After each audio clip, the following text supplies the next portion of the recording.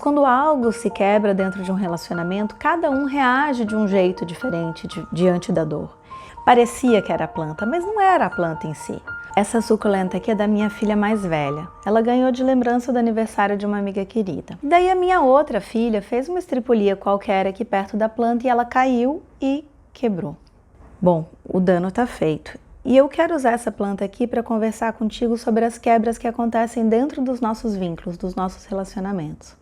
Às vezes é uma decepção pequenininha, uma folhinha que se quebra. Às vezes o dano é muito grande, como nessa planta que se quebrou no meio. E a reação das minhas filhas é uma reação muito comum na prática, especialmente com casais. E por isso eu vou contar para vocês. A dona da planta, ao ver o dano da sua suculenta querida, como ela diz, caiu num choro sentido. Doeu ver a planta quebrada. Mas depois, doeu ainda mais quando ela soube que foi a irmã que tinha quebrado a planta. E a filha que tinha quebrado, bom, primeiro desdenhou que era só uma planta, que era besteira, que era só comprar outra. Mas, diante do protesto da mana, ela ficou ali desconfortável e começou a procurar soluções. E aí usou ali a imaginação de uma criança de 6 anos e queria uma cola, vamos colar. Claro, foi logo buscar a cola. Depois, quando ela descobriu que não era possível, ela deu a ideia de colocar esse aqui de volta na terra, deu a ideia de buscar a outra, e quanto mais ela tentava achar uma solução, mais a minha outra filha chorava, protestava, pedia para ela calar, que ela não estava entendendo nada, que ela não sabia nada. E a pequena, sem entender mesmo, queria mais era acabar com aquele choro. Mas o que a irmã que perdeu a plantinha precisava mesmo era que o choro dela, que a dor dela fosse reconhecida. O que ela queria era que a gente entendesse o tanto que aquilo estava doendo nela, que era importante o que ela estava sentindo. E de repente eu vi essa cena e me dei conta, ali, naquele momento, que o que estava acontecendo ali é o mesmo mecanismo que se repete entre casais, na relação entre irmãos, pais e filhos, nos vínculos que são importantes. E por que isso acontece? Bom, porque a gente não tem muitas maneiras de lidar com a dor e com o desconforto emocional, com o estresse, com o medo, com o perigo. A gente vai, por um lado, ou protestar, brigar, atacar, lutar, ou por um outro lado, se esconder, se afastar, fugir. A gente pode minimizar a situação, dizer que nem era tão importante, a gente pode ficar procurando soluções. De um lado ou de outro, o que a gente está vendo é o mesmo mecanismo, um mecanismo de luta ou fuga. Já ouviu falar? Pois é, na terapia de casal eu escuto muito isso, muitas histórias assim, muita gente que se ama, mas que se fere emocionalmente. Nas famílias também isso acontece muito. Às vezes sem querer, às vezes como represália.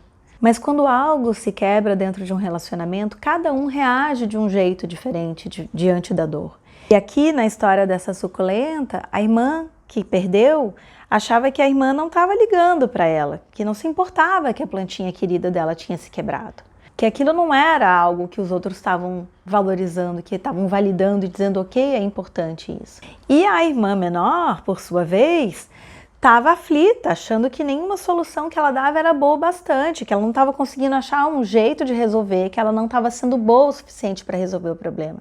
Eu tive que intervir para ajudá-las a lidar com aquela situação de uma maneira diferente, porque elas não estavam falando da mesma coisa. Parecia que era a planta, mas não era a planta em si. O problema era a desconexão emocional que a quebra, ou melhor, a quebra da planta tinha gerado entre elas.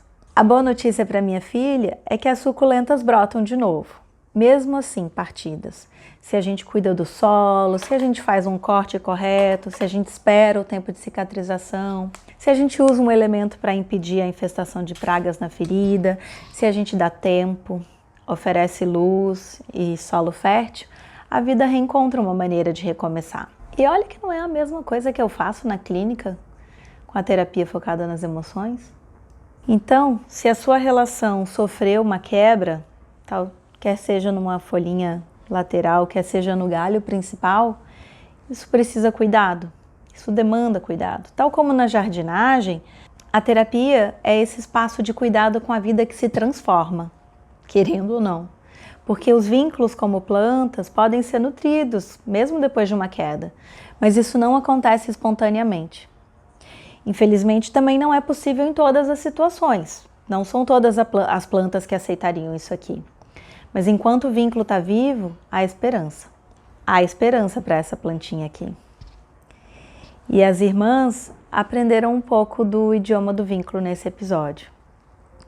E eu vou te contar que eu fiquei bem contente de ensinar isso para elas, porque não é fácil viver o que a gente fala. Não é fácil falar o idioma do vínculo.